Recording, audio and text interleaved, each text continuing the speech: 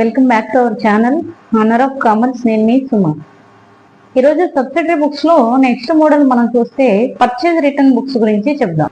ముందుగా purchase returns అంటే మనం ఏం చెప్తామంటే, సప్లయర్స్ నుంచి మనం కొన్న సరుకు అనేది తిరిగి సప్లయర్ కి రిటర్న్ చేస్తే దాన్ని ఏం చెప్పొచ్చు అంటే పర్చేజ్ రిటర్న్స్ అనేసి చెప్పొచ్చు. కొన్న సరుకును మనం ఎప్పుడు రిటర్న్ ఇస్తామంటే, మనం ఆర్డర్ పెట్టిన స్టాక్ ఒకటి, అలాగే మనకు వచ్చిన స్టాక్ ఇంకొకటి అయితే గనక, అంటే డిఫరెన్స్ ఉంటే గనక అలాంటి సందర్భంలో ఏం చేస్తారంటే గూడ్స్ అనేవి రిటర్న్ చేయడం జరుగుతుంది. పర్చేస్ చేసేటప్పుడు మనం ఇచ్చిన స్పెసిఫికేషన్ అనేది వాళ్ళు ఫాలో అవ్వకపోతే గనక, అంటే మనకి సరుకు పంపినప్పుడు ఆ సరుకు అనేది డిఫరెన్స్ ఉన్నప్పుడు అప్పుడు ఏంటి అంటే గనక రిటర్న్స్ అనేవి పెట్టేస్తారు. అంటే క్వాలిటీ డిఫరెన్స్ ఉండొచ్చు, ప్రైస్ డిఫరెన్స్ ఉండొచ్చు, లేదా మనం ఇచ్చిన స్పెసిఫికేషన్ డిఫరెన్స్ ఉండొచ్చు. ఇలాంటి డిఫరెన్సెస్ ఉన్నప్పుడు ఏంటంటే గూడ్స్ అనేవి వెనక్కి రిటర్న్ పెట్టడం జరుగుతుంది. దీన్ని మనం ఏమంటున్నాం అంటే పర్చేజ్ రిటర్న్స్ అనేసి చెప్తున్నాం.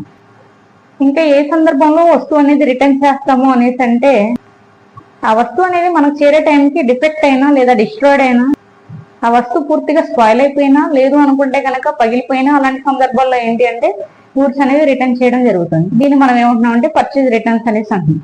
కంపెనీ నుంచి ఆ సరుకు అనేది రిటర్న్ అయిపోతుంది కాబట్టి దాన్ని ఏమంటున్నాం అంటే రిటర్న్ అవుట్వర్డ్స్. ఇలా పర్చేజ్ రిటర్న్స్ ఏవైతే ఉన్నాయో వాటన్నిటిని కూడా ఒక లిస్ట్ గా రాసుకుంటారు, ఒక బుక్ గా ప్రిపేర్ చేస్తారు. దాన్ని మనం ఏమంటున్నాం అంటే పర్చేజ్ రిటర్న్స్ బుక్ అనేసి చెప్పడం జరుగుతుంది.